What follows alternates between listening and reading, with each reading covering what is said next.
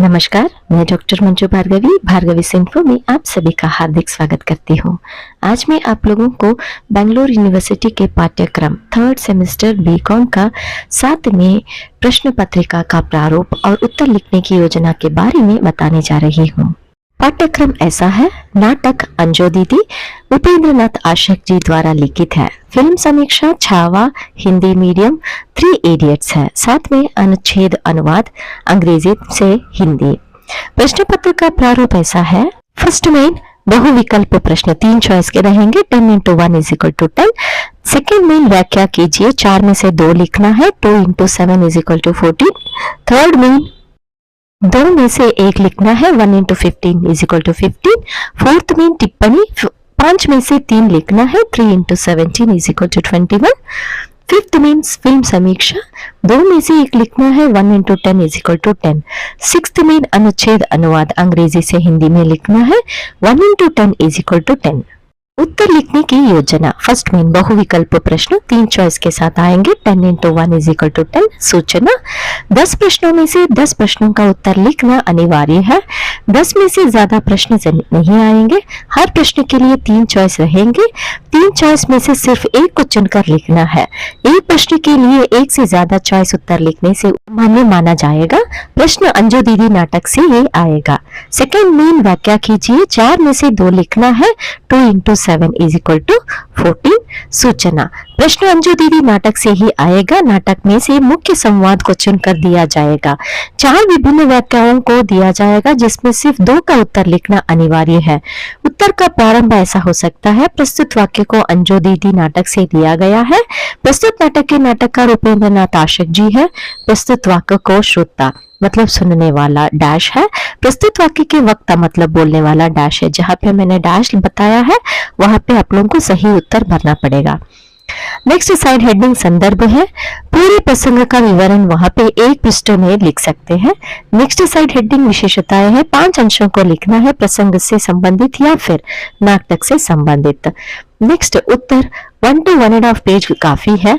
हर प्रश्न 7 अंक का होगा। सभी साइड हेडिंग को अंडरलाइन करना है। अगर कोई महत्वपूर्ण बिंदु लगे तो कॉमा के साथ अंडरलाइन करना अनिवार्य है। अंडरलाइन के लिए पेंसिल का उपयोग कर सकते हैं।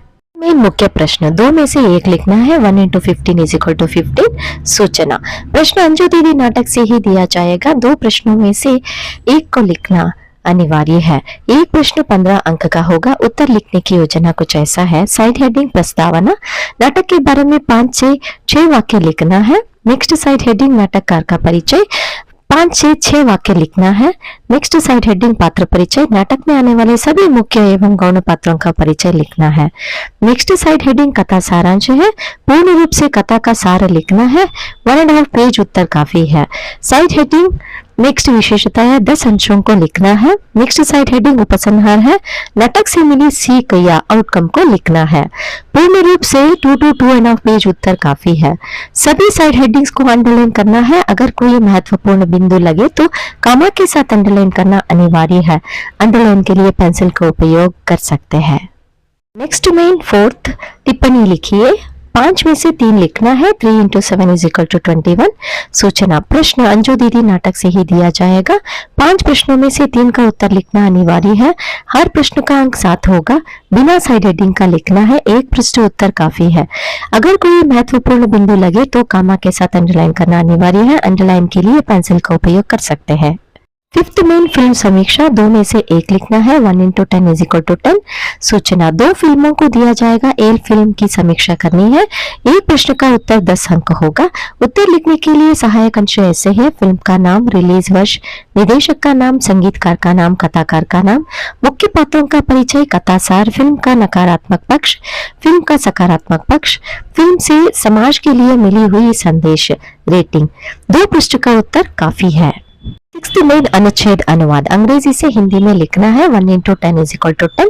सूचना एक ही अनुच्छेद को दिया जाएगा। एक अनुच्छेद को लिखना अनिवार्य है। एक अनुच्छेद का अंक 10 है। अनुच्छेद अंग्रेजी में रहेगा, उसे हिंदी में अनुवाद करना है। अनुच्छेद का अनुवाद हिंदी को छोड़कर अन्य भाषा में करने से उसका उत्तर अमान्य माना जाएगा। अनुच्छेद का अनुवाद यथा संदर्भ ऐसे ही लिखना अनिवार्य है। अनुच्छेद सामान्य रूप से दिया जाएगा, आपकी पाठ्य पुस्तक से नहीं लिया जाएगा। आशा करती हूँ कि यह वीडियो आप लोगों को लाभदायक हो और परीक्षा में अच्छे अंक लाए। भगवान का आशीर्वाद आप लोगों के ऊपर सदा बनाए रहे। अगर ये वीडियो आप लोगों को पसंद आए तो कृपया सब्सक्राइब करके शेयर करना ना भूलें। धन्यवाद।